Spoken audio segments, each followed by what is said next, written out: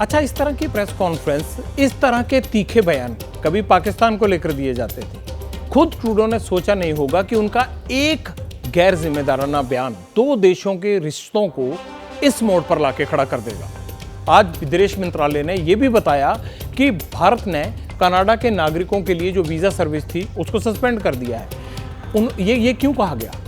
इससे हमारे राजनयिकों की सिक्योरिटी को वहां खतरा है, स्टाफ कम है कनाडा में, इसलिए वीजा एप्लीकेशन वाला सिस्टम रोक दिया है। यह भी क्लियर किया कि कनाडा के हाई कमीशन को दिल्ली में अपना स्टाफ भी कम करना होगा, क्योंकि जितने डिप्लोमेट हमारे ओटावा में हैं, रेशो के हिसाब से कनाडा को भी उतने ही रखने होंगे। इसके तुरंत बाद कनाडा ने अपने कुछ डिप्लोमेट्स को वापस भी बुला लिया।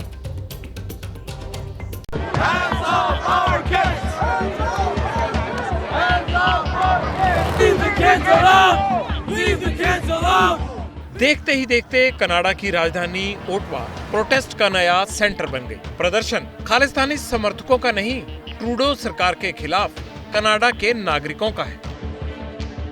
विदेश नीति पर सेल्फ गोल खाने के बाद अब अंदरूनी सियासत में भी ट्रूडो की फजीहत हो रही है। इस बार मुद्दे बने स्कूल में बच्चों को पढ़ाया जाने वाला कंटेंट और कट्टर विचारधारा।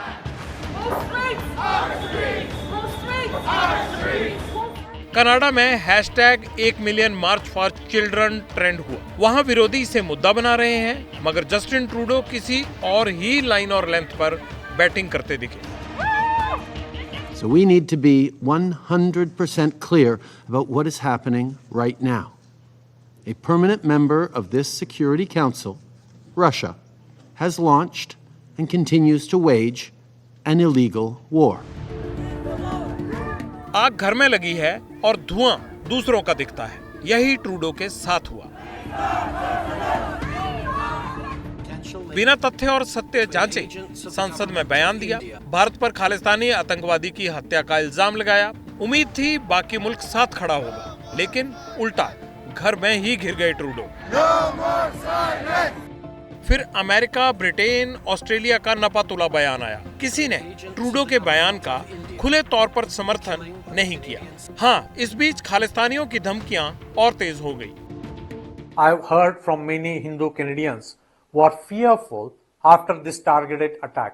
The Khalistan movement leader is trying to provoke Hindu Canadians to react and divide the Hindu and Sikh communities in Canada.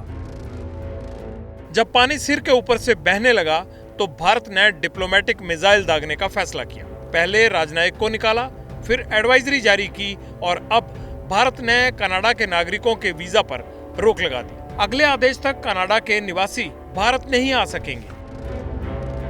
हमारे जो कनाडा में हाई कमीशन और कॉन्सुलेट्स हैं, उनको किस तरह के सिक्योरिटी थ्रेट्स वो फेस कर रहे हैं, उसको आप जानते हैं। इससे उनका जो सामान्य कामकाज होता है उसमें बाधा पड़ी है, उसमें डिसरप्शन आई है। इसीलिए हमारी हाई कमीशन और कॉन्सुलेट्स अब टेम्पररीली वीज़ा एप्लीकेशंस नहीं प्रोवाइड कर पा रही हैं। हम इस सिचुएशन को रेगुलर बेसिस पे रिव्यू करते रहेंगे। वीज़ा आवेदन का जो प्रोसेस है उसमें बाधा पड़ रही है और इसीलिए हमने उसको अभी उसको स्टॉप कर रखा है।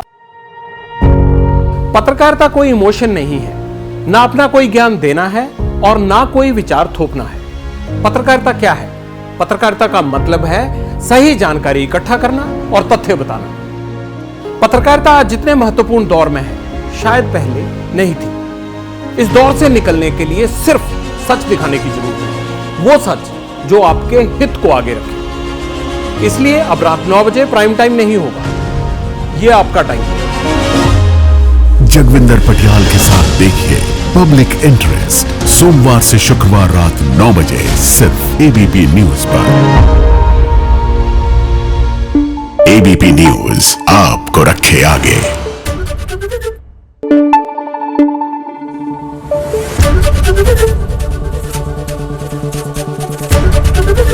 एबीपी न्यूज आपको रखे आगे।